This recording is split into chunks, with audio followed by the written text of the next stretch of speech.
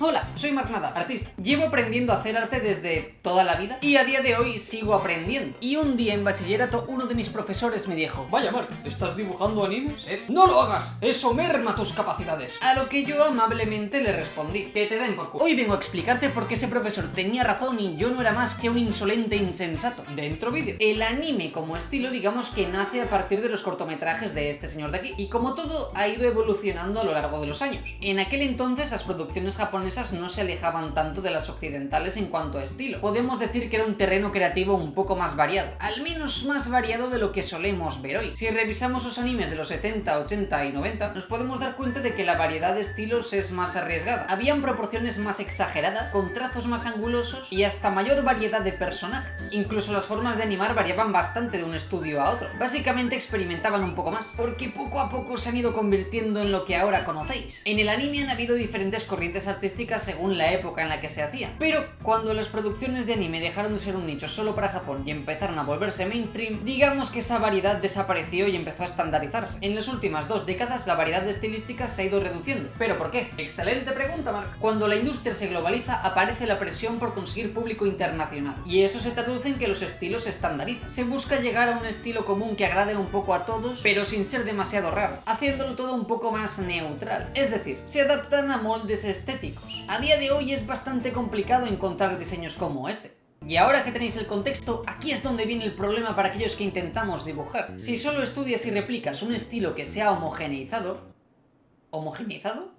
Ya me entendéis. Tu rango visual se vuelve muy limitado. Es como aprender a cocinar sabiendo hacer solo un plato. Que igual te sale muy bien, pero es que te va a faltar muchísima versatilidad, ya sea en anatomía, en teoría del color, y sobre todo tendrás muchísimas carencias en cuanto al diseño de personajes. Es curioso porque los animes más viejos sí te permiten mejorar si los practicas. Os voy a dar un ejemplo muy claro de por qué el anime actual comete una serie de errores que no deberíamos calcar bajo ningún concepto. En muchos animes modernos, especialmente los que apuntan a un público joven adolescente, los personajes tienden a tener rostros prácticamente idénticos. Me refiero a la estructura facial. La forma de los ojos, la nariz y la boca son casi calcadas. Y al final lo único que cambian es el peinado y la ropa. Por ejemplo, en animes como Sword Art Online. Vamos a ver. Mira a este tipo. Mira su cara. Es idéntica al resto de personajes masculinos de la serie. Y lo mismo pasa con los femeninos. Barbilla afilada, ojos grandes con la misma inclinación, mini napia, y la boca está en una idéntica posición. Lo único que cambia son los accesorios. Y lo mismo pasa en animes como Red Zero, Rent a Girlfriend, o hasta en los más conocidos como One Piece, Dragon Ball o los yoyos. Aquí tenemos dos problemas. No estás explorando diferentes estructuras óseas, edades o etnias. Y si precisamente estás estudiando, si solo practicas este tipo de rostro anime, no estás desarrollando la capacidad para crear rostros diferentes y creíbles. Al final terminas dominando solo una cara. Y eso es un problema. Si eres muy cabezota y sigues queriendo practicar rostros viendo anime, al menos te recomiendo que lo hagas con anime un poco más antiguo, como Cowboy Bebop o las pelis de Ghibli, donde los personajes tienen formas y rostros un poco más diferentes.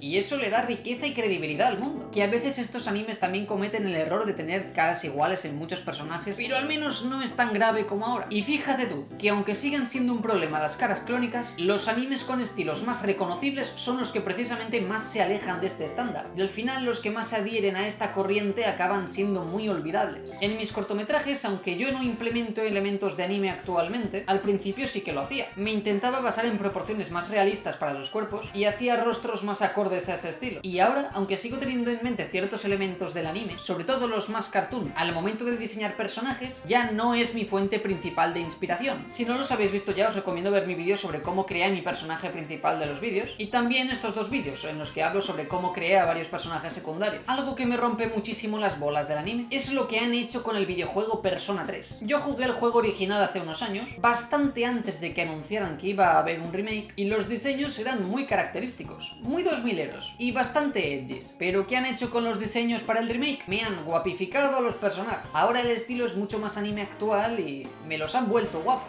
El problema aquí es que las caras de los personajes no transmiten exactamente lo que transmitían antes, pero esto se ha hecho de esta manera para que el juego entre más por los ojos y vender más copias. Negocios, al fin y al cabo. Pero finalmente voy a daros el último y más importante motivo de por qué dibujar anime no debería ser la prioridad para nadie ahora mismo. Tan simple como que no hay productoras españolas, latinoamericanas ni americanas americanas que hagan anime, no con frecuencia al menos. Si tu intención es trabajar en la industria de la animación, los estudios prefieren desarrollar estilos más propios, algo bastante diferente a lo que hace la industria nipona. Eso sí, si lo que quieres es trabajar en la industria japonesa, haz todo el anime que puedas, múdate allí y a ver qué pasa. Pero vamos, tu portfolio tiene que reflejar un mínimo de variedad, diferentes estilos y técnicas, no solo anime. Yo te recomiendo estudiar estilos que exploren más las formas orgánicas, algo que realmente refleje más tus habilidades. Pero con todo esto que he dicho, debo deciros que también podemos aprender bastante del anime. Lo único es que no hay que caer en los estereotipos y los errores que tiene. El anime puede ser una inspiración, pero no debería ser tu única fuente de referencias. Si solo practicas haciendo ojos gigantes y mininapias, corres bastante el riesgo de encasillarte y que tu arte pierda profundidad. Y si 100% te gustan estos estilos de dibujo y de ahí no te saca ni Dios, al menos toma de referencia los mangas en los que están basados los animes. Ahí los dibujos están más cuidados y son más propios del artista. Pero ¿qué más da esto, Mark? Si la IA me va a sustituir, ¿vale la pena dibujar? Excelente pregunta, Mark.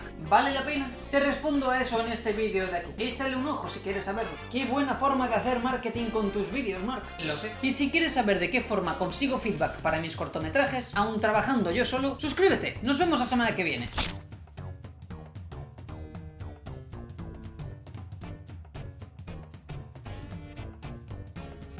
¿Quieres?